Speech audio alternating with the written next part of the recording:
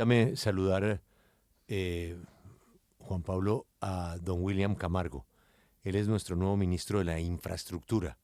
Primero que todo, felicitarle, desearle muchos éxitos y agradecerle que esté esta mañana en la W. Señor ministro, buenos días. Julio, buenos días a Lucas, a Joana y a Cristian y a todos los oyentes de la W. Pues ministro, es muy prematuro usted ahorita comenzarle a pedir cuentas sobre las carreteras que no están funcionando o sobre los planes de infraestructura que tiene en su cabeza. Pero había una hoja de ruta del gobierno y del anterior ministro que usted reemplaza. ¿Esa hoja de ruta se mantiene en su esencia? ¿Algún cambio importante va a pasar? Pues digamos que hice parte, como lo sabe Julio y los oyentes, del equipo de infraestructura. Yo estaba a cargo de la Agencia Nacional de Infraestructura, hacía parte obviamente del sector transporte, y los contenidos del plan de desarrollo pues fueron construidos obviamente con el equipo de la ANI, con el equipo de las entidades adscritas, y son obviamente de conocimiento. Hay obviamente una reorientación y tal vez acelerar algunos de los portafolios, pero como lo dice Julio, en la esencia seguimos manejando los planteamientos del programa de gobierno del presidente Petro y los temas orientados hacia caminos comunitarios para la paz, el tema aeroportuario para fortalecer la apuesta por el tema turístico y obviamente todo el componente férreo, que tiene un portafolio muy importante que estábamos desarrollando y vamos a seguir obviamente impulsando desde el Ministerio en la Agencia Nacional de Infraestructura.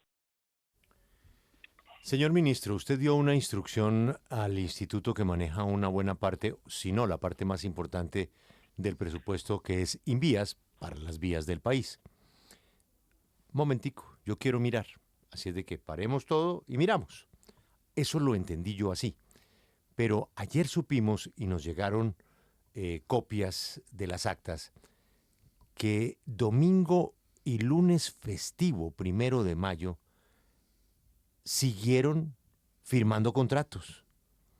La página del SECOP estaba caída, pero se filtraron algunos contratos, no sé exactamente cuántos, hablan de 20, de 30, había 90 en fila que usted había ordenado suspender, yo no digo que cancelar, para mirarlos, y el afán, da la impresión desde afuera, continuó en festivo. ¿Esos contratos que se firmaron en festivo fueron consultados con usted?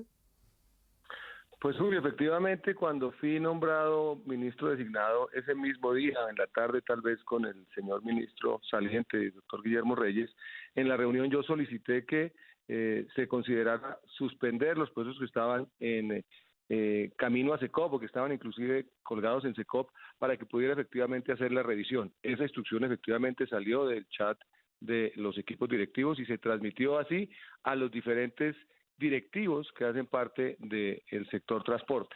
Ayer efectivamente nos enteramos, pues justamente por el tema de medios y también porque hemos pedido un reporte del estado de SECOP de que el fin de semana esa instrucción no fue atendida. Digamos que ahí estamos nosotros haciendo las indagaciones. Yo espero el día de hoy encontrarme con el director de Envías. Tengo una reunión ahora a las 6 de la mañana, 7 de la mañana, no, a las 6 de la mañana, en unos pocos minutos, 7 de la mañana, perdón, con el equipo de Envías, y quiero consultar qué fue lo que pasó, porque efectivamente mi intención era revisar la pertinencia de esos contratos, el proceso en el que estaban y la etapa, y a partir de allí tomar decisiones pues un poco en la línea de ser cabeza del sector y empezar a orientar los destinos del Ministerio de Transporte y las empresas adscritas en los próximos años. Ministro, ni más faltaba que usted no puede señalar, acusar eh, o plantear una situación irregular sin ninguna prueba, sin ningún fundamento. Pero al menos usted no coincide con algunos, conmigo, que es muy extraño el afán de firmar contratos que usted había pedido suspender un 1 de mayo.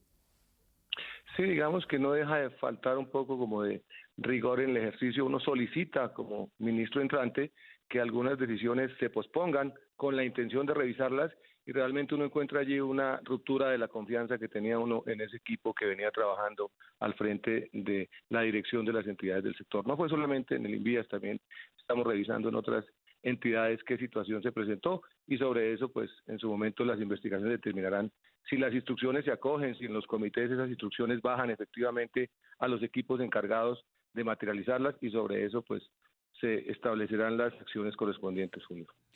Ministro, justamente desde el INVIAS también surgió otro interrogante en los recientes días y es sobre el contratista Pedro Contecha.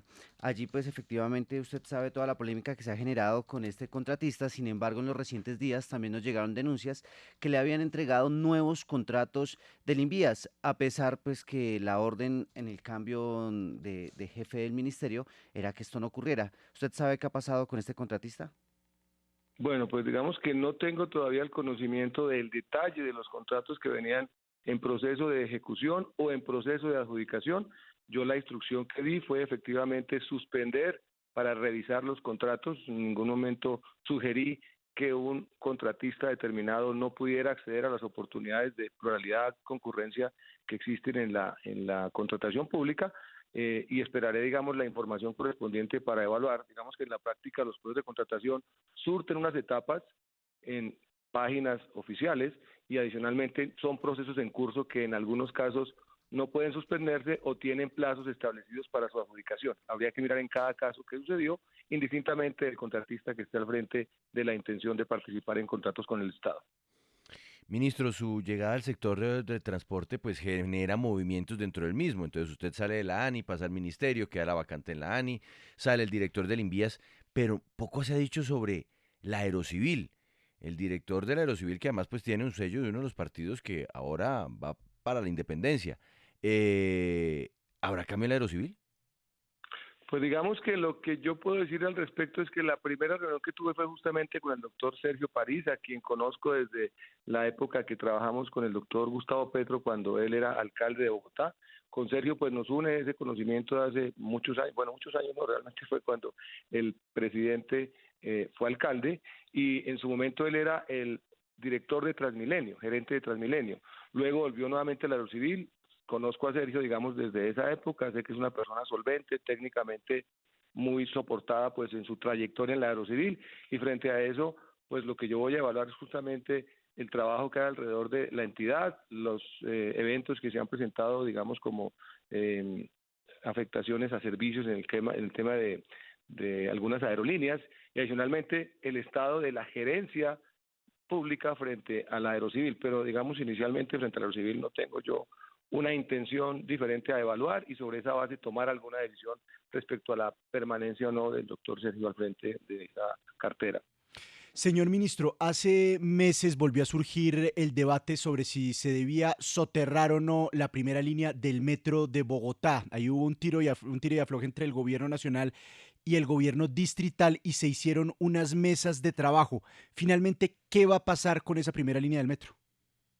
Digamos que allí lo que efectivamente en su momento se revisó con la alcaldesa y también en la perspectiva de entregarle a Bogotá el mejor proyecto de metro posible, fue justamente evaluar el estado de avance del proyecto, conocer también las posibilidades o las alternativas de poder soterrar una parte de ese corredor. Eso obviamente dependerá de una evaluación beneficio-costo y de una decisión que en últimas no está atada solamente a la alcaldía de Bogotá y al señor presidente, sino también a la anuencia eventualmente del concesionario que está al frente de esa obra. Pero no hemos desechado la posibilidad de que Bogotá tenga un mejor metro.